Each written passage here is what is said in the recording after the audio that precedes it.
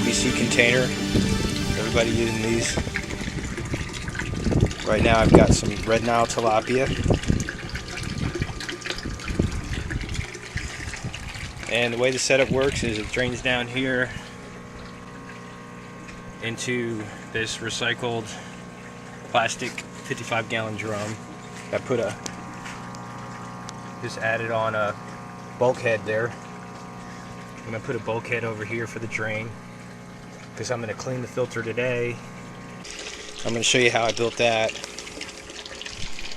And then after it goes through the filter, filters out through gravity, comes into this biomedia tank, which is what I was trying to do, is create a biomedia tank. And you see I've got some biomedia here. Pumps back out, and most importantly, this I added on later, which is your ultraviolet light, which honestly is the only way I was able to keep the water clear. So this is another component that became necessary for me to enjoy my fish, because if I can't see them in the tank, it's no fun to have your fish. The first thing I'm going to do is shut off the valve down here and turn off my pump.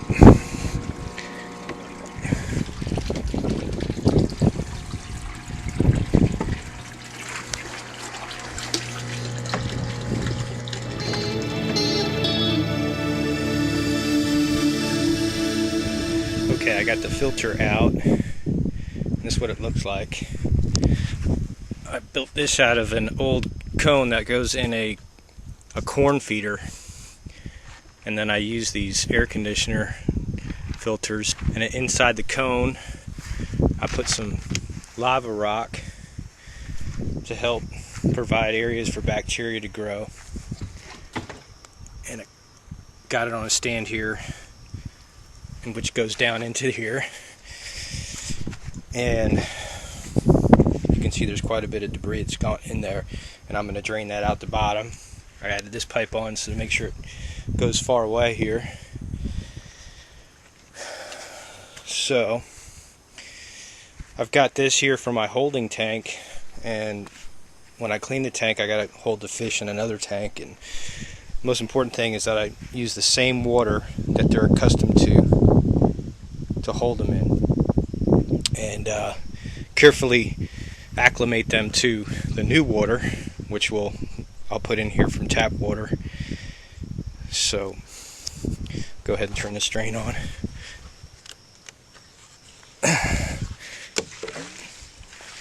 So there it goes. Pretty nasty stuff. Alright, we got the tanks cleaned out here, and I'm going to go over the system one more time for you. Here's the sump tank, and I've got a submersible pump here, which I picked out after calculating how many gallons that I would be utilizing here in these 3 tanks. So far it's worked pretty good.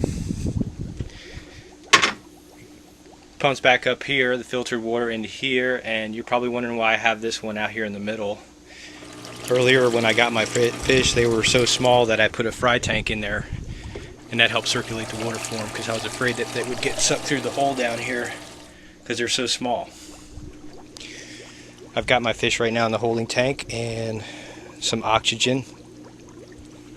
These are 5-watt oxygen producing aerators, and I've got 3 of them. There's one there and one there. The filter tank here is cleared out, and basically this is a little bit overboard here, these 3 bulkheads, but I was just trying to make sure the amount of water coming out the top was equal to the amount coming in the bottom, making sure. So you want to make sure your sump tank doesn't drain too fast and burn your pump overnight. And one way you can regulate that is by putting a valve right here. That way if it's pumping too much water, you can shut it off just a little bit and make sure it doesn't drain all the way down. And likewise, if you want it to pump more, you can open it up more.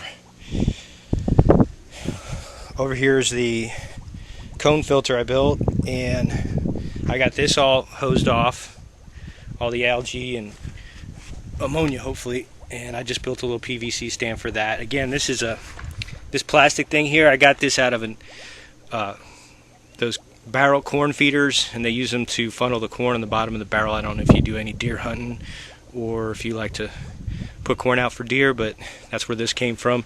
Took that, drilled some holes in it underneath here, and put some lava rock in it. And then for the finer filters, I've got these, I hosed off my air conditioner filters. I'll put these back on top. And then I just tacked on these handles here. I got these off of old pond toys that were rotted out, so I just took the handles off them. And so I lift that up and set it down in here. Water rises up, filters through here, and goes into the sump through these holes here. I got to wash my biomedia off a little bit, and this is the fry tank I had. It was actually a mistake I made on the size for the bulkheads, and then I turned it into a fry tank just by putting little screens in the bottom. And I could just set it right down inside the tank here, full of water, and little fish wouldn't go out that small hole in the bottom.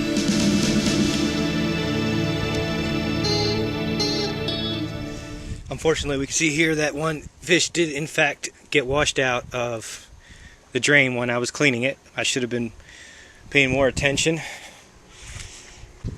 What I show you is I actually did make a little screen to put in that hole. This is actually a piece of masonry screen that I stuck in there, and it got clogged up a lot, so I didn't use it.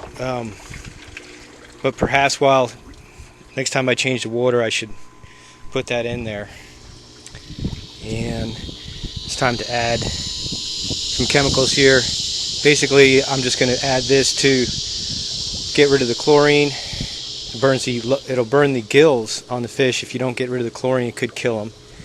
So now that this is about ready to start circulating, I'm going to go ahead and add this. Basically look at the directions and calculate how many gallons so the chlorine can get neutralized.